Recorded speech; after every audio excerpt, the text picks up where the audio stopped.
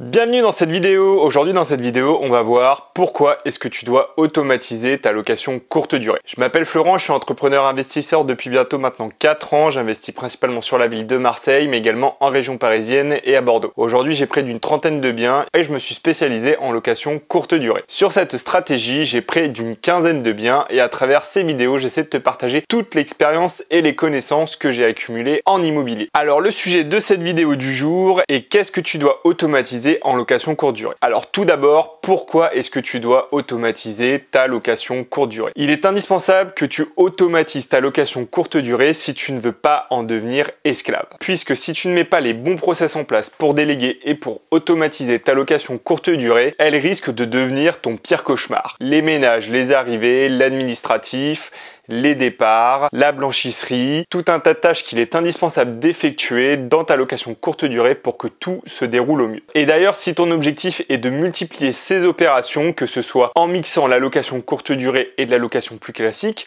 ou bien uniquement en location courte durée, tu devras passer par l'automatisation si tu souhaites pouvoir te dégager du temps pour tes prochains investissements. Puisque si tu ne le fais pas, lorsque tu vas chercher une annonce, tu vas recevoir un appel d'un client potentiel qui aura besoin de quelque chose. Lorsque tu vas aller faire une visite, tu devras peut-être la quitter prématurément pour faire une intervention dans ton meublé de tourisme.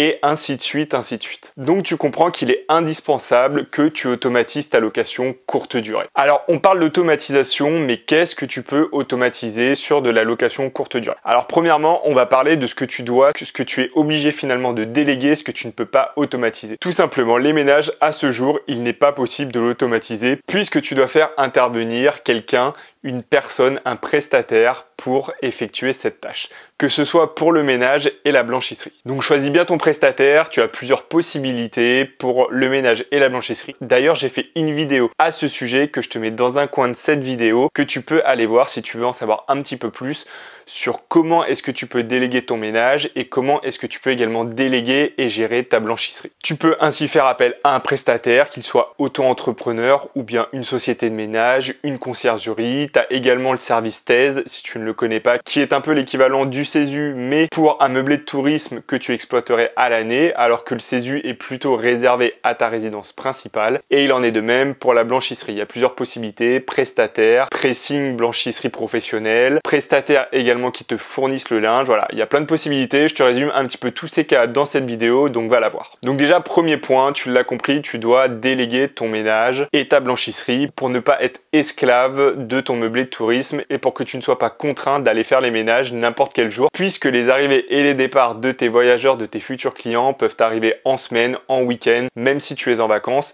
Donc si tu veux pouvoir conserver un certain confort de vie, il est indispensable que tu mettes cette première tâche de délégation en place. Il ne faut vraiment pas que tu réfléchisses à des petites économies en te disant « Oui, mais si j'allais faire le ménage moi-même, j'économiserais peut-être 20, 25 ou 30 euros. » Ça n'en vaut vraiment pas la peine et ça vaut vraiment le coup, au contraire, de prendre un prestataire pour faire cette tâche. Alors, quels sont les prix pour ce type de tâche? Il faut compter. Alors, ça va vraiment dépendre si tu fais appel à un prestataire indépendant ou plutôt à un professionnel qui est en structure, qui est en société, mais compte en moyenne entre 25 et 40 euros pour des petits appartements et pour des appartements plus importants, il faudra du coup compter en moyenne une vingtaine d'euros de l'heure de nettoyage. Bon voilà, on a terminé là sur la partie délégation. Maintenant, on va voir qu'est-ce que tu peux automatiser donc dans ta location courte durée. Premièrement, c'est la base, c'est les check-in. Je t'ai fait également une vidéo sur les check-in où je te parle des différentes solutions qu'il existe pour réaliser tes check-in. Ça peut être des check-in physiques ou bien ce qu'on appelle des check-in autonomes. Moi, comme je te le dis dans cette vidéo, je ne te conseille pas forcément les check-in physiques puisque ça a un coût assez important, même s'il y a un certain confort puisque quelqu'un va accueillir tes voyageurs et cette personne pourra éventuellement lui expliquer comment fonctionnent certains appareils, ou si tu as quelques spécificités à ton bien, comme par exemple une piscine, un hammam. Bon, c'est plutôt rare, mais ça pourrait arriver. Pour ce type de bien un petit peu particulier, il est peut-être plus conseillé d'avoir une personne physique et de le payer. Après, ce sont des prestations un petit peu particulières où du coup, tu peux justifier justifier un prix au-dessus du marché, que ce soit pour l'accueil mais même à la nuitée. Mais dans la plupart des cas, il est plutôt conseillé, en tout cas pour que tu puisses déléguer, d'automatiser ton check-in et également ton check-out. Alors pour résumer rapidement, pour automatiser ton check-in, tu as plusieurs solutions, tu as des boîtes à clés, tu as également des serrures connectées, va voir ma vidéo à ce sujet et je t'en dirai un peu plus comme je te l'ai dit. Et les check-out, c'est exactement la même chose, tu as également la possibilité de faire intervenir une personne physique ou bien de l'automatiser. Moi également, je te conseille de l'automatiser pour les mêmes raisons que le check-in. Puisque tu comprends bien que la finalité d'automatiser tes check-in et tes check-out en résultera une gestion diminuée. Autre point essentiel avec l'automatisation, et encore une fois, pour que tu ne sois pas esclave et que tu ne croules pas sous la gestion, il est indispensable que tu automatises la communication avec tes voyageurs. Alors qu'est-ce que j'appelle automatiser la communication avec les voyageurs? C'est tout simplement de créer une séquence de messages, une séquence de mails qui vont être envoyés à tes voyageurs, à tes clients au fur et à mesure de leur séjour. Alors je vais te donner un exemple de séquence de messages, de séquence de mails. Tu peux envoyer un premier message avant la réservation s'ils te posent une question. Tu peux envoyer un second message après la réservation pour leur confirmer leur réservation, avant leur arrivée, pour leur rappeler les informations essentielles qu'ils auront besoin pour leur arrivée. Également pendant leur séjour pour savoir si tout se passe bien, s'ils ne manquent de rien, s'ils n'ont pas eu un souci avec l'appartement. Également, tu peux leur envoyer un message avant leur départ pour leur rappeler quelques consignes comme de rassembler les ordures, de ne rien oublier dans l'appartement et leur rappeler tout simplement l'heure de départ maximale. Tu peux également un petit peu plus par courtoisie après leur départ leur envoyer un petit message ou un petit mail leur demandant si leur retour s'est bien passé, s'ils sont bien rentrés chez eux. Et tu peux également automatiser si tu le souhaites la notation de tes voyageurs, qu'elle soit bonne ou mauvaise. Alors dans quel but? Toujours dans le but de diminuer ta charge de travail, de diminuer ta gestion. Cela te permettra, si tu le fais bien, de répondre à un maximum de questions de tes clients. Et il faut vraiment que tu penses cette séquence de messages, cette séquence de mails, comme des messages qui vont anticiper toutes les demandes de tes voyageurs. Tu te rendras compte quand tu rentreras dans le business, si tu n'y es pas encore du meublé de tourisme, qu'il y a des questions qui reviennent constamment. L'heure d'arrivée, l'heure de départ, comment est-ce que je peux me garer, comment est-ce qu'on accède à l'appartement, ainsi de suite. Ainsi, dans ces messages, tu peux vraiment prévoir tout un ensemble de réponses pour anticiper toutes ces questions. Cela évite à ton voyageur de te reposer la question puisqu'il a déjà l'information et donc ça t'évite à toi de fournir une réponse manuelle à ton voyageur. Mais une petite astuce de mon expérience, ne cherche pas non plus à tout leur mettre. Si tu mets trop d'informations, ça va noyer tes clients dans l'information et ils ne vont pas lire tes messages. Donc rassemble vraiment les messages essentiels, vraiment les informations qui sont importantes pour que le séjour de tes clients se déroule au mieux. Second point sur l'automatisation, tu dois également automatiser la communication avec tes prestataires. Alors qu'est-ce que j'entends par automatiser la communication avec tes prestataires? Par exemple, tes prestataires de ménage tous les jours vont avoir besoin de savoir les ménages qu'ils ont à faire le jour même, le lendemain, dans la semaine et ainsi de suite. Il est indispensable que tu mettes en place un calendrier où tu as l'ensemble de tes réservations et où tes prestataires peuvent le consulter pour savoir les ménages qu'ils ont à faire. Tu peux également rajouter à cela des messages ou des mails automatiques qui les avertissent pour leur dire par exemple dans 2 jours il y aura tel ménage à faire ou demain il y aura tel ménage dans tel appartement à faire. Tu l'auras compris, je te le rappelle une dernière fois, quel est le but? Le but est toujours de diminuer ta charge de travail et ta gestion afin de te libérer l'esprit et de te concentrer sur autre chose comme le développement de ton patrimoine. Par contre, chose indispensable si tu utilises un planning, il est indispensable qu'il soit en permanence à jour et il ne faut pas que tu le mettes à jour manuellement, il faut que ce soit vraiment automatique.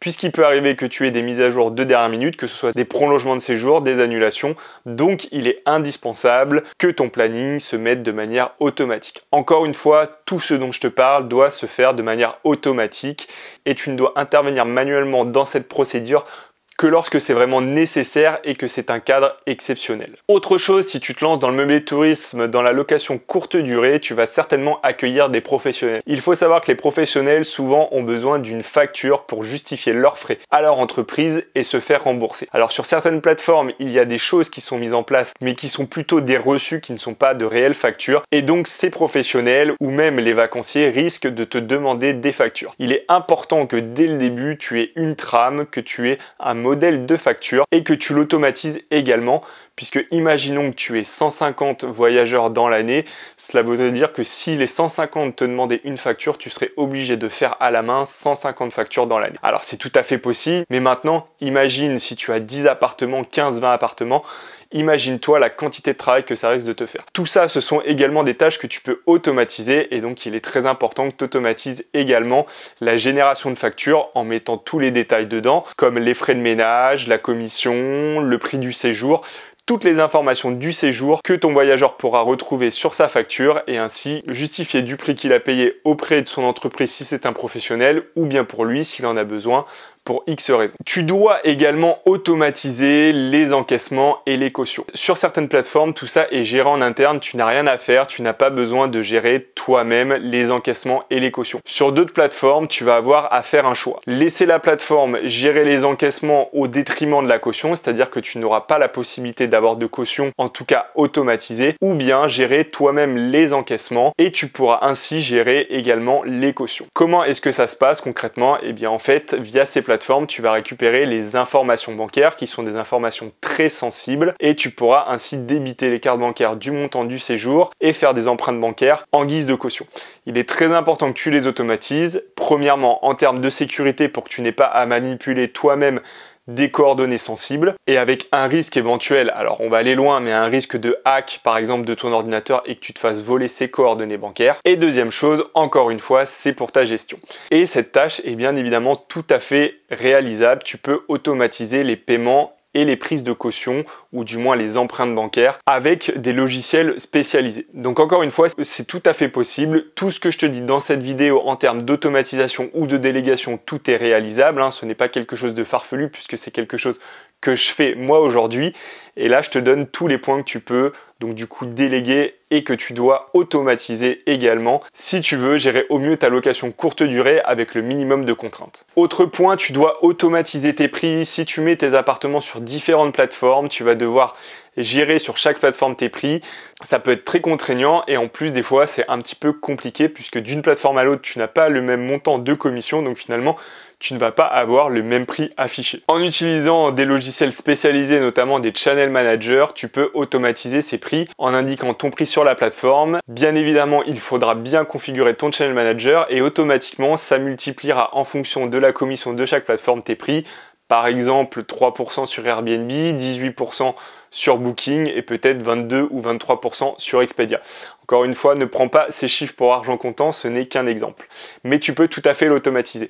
Tu peux également automatiser, là ça rentre plus dans la tarification, dans le yield management, en fonction de ton taux d'occupation, en fonction de la saisonnalité, adapter tes prix automatiquement et que tu n'aies pas besoin d'intervenir toi personnellement et de changer les prix à la main. Ça t'évite ainsi de rater par exemple une hausse de prix ou un événement. Mais par contre, si tu veux gérer notamment les événements un petit peu particuliers, tu seras peut-être obligé alors soit là d'intervenir de manière exceptionnelle manuellement ou bien de connecter d'autres logiciels qui vont prendre en compte l'offre et la demande et qui mettront automatiquement tes prix à jour en fonction de l'offre et la demande sur une date spécifique. C'est également des logiciels qui existent.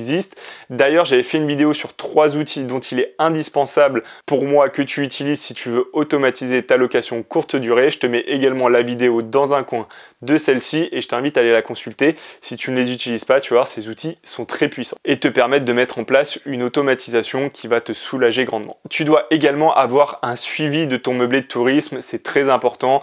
Puisque si tu souhaites te professionnaliser, il faut vraiment maximiser tes revenus et en tant que professionnel, il est indispensable que tu aies un suivi en temps réel de tes appartements. Tu dois pouvoir y retrouver des informations comme le taux d'occupation, ton chiffre d'affaires, le nombre de nuits par séjour moyen, le nombre de personnes par séjour, mais également tes dépenses comme les frais de ménage, tes commissions de plateforme, etc. L'ensemble de tout ça te permet vraiment de gagner un temps précieux puisque également tout ça participera par la suite à tout l'administratif que tu vas avoir derrière puisque l'administratif en location courte durée est plus lourde que sur une location classique. C'est logique puisqu'en location classique tu vas avoir un loyer par mois à enregistrer, ça fait 12 loyers par an et quelques dépenses, alors qu'en location courte durée tu vas peut-être avoir 5, 10, 15 réservations par mois et donc du coup ça va te faire un volume administratif qui sera beaucoup plus important.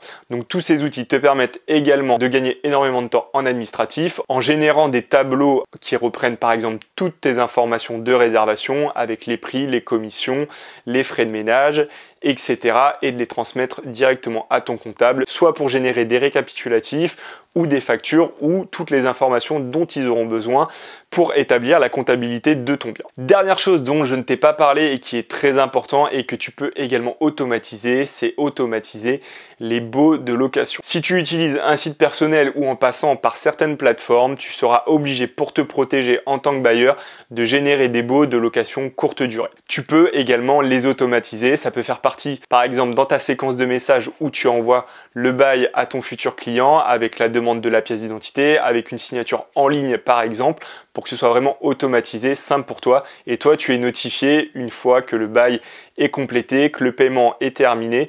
Tu peux vraiment prévoir tout un écosystème de l'automatisation, encore une fois pour te soulager. Et si tu souhaites ainsi démultiplier cette stratégie, tu te rends compte que tu peux finalement gérer un certain nombre d'appartements. Moi aujourd'hui, c'est ce qui me permet de gérer 15 appartements et je serai même encore capable d'en gérer beaucoup plus avec cette automatisation. Donc finalement, c'est un petit peu ton imagination dans l'automatisation qui va te limiter. Tu peux faire vraiment énormément de choses, mis à part quelques tâches comme je te l'ai dit, comme le ménage, comme la blanchisserie, où là tu vas être obligé de faire intervenir un prestataire, une personne physique. Après, n'oublie pas que l'automatisation c'est bien, mais que tu as quand même affaire à des personnes physiques. Donc, qu'il faut rester un minimum humain, il faut faire attention dans les messages que tu envoies, qu'ils ne soient pas trop robotisés, pas trop rédigés. Après, ça va dépendre des plateformes en fonction du public à qui tu t'adresses. Tu ne tourneras peut-être pas tes messages de la même façon.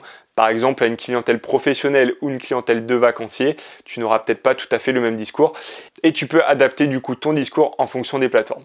Donc fais attention quand même un petit peu à ça. Retiens bien qu'en face de toi, tu as affaire à des humains et non pas à des machines. Donc voilà, j'ai fait un petit peu le tour de tout ce qu'il était en tout cas indispensable d'automatiser en location courte durée. Bien évidemment, il y a encore des petites choses que tu peux automatiser si tu souhaites aller encore plus loin, mais là, c'est vraiment les principales, celles qui vont te permettre d'économiser entre 90 et 95% de ton temps par rapport à quelqu'un qui ne le met pas en place. J'espère que tu as apprécié cette vidéo. Si tu veux m'aider pour que je continue à te faire des vidéos sur la location courte durée ou plus généralement sur l'immobilier, laisse-moi un petit pouce, abonne-toi à la chaîne et actionne la petite cloche. Tu peux également me retrouver sur les réseaux sociaux en cherchant Florent Richard sur Instagram ou Florent RCD sur Facebook.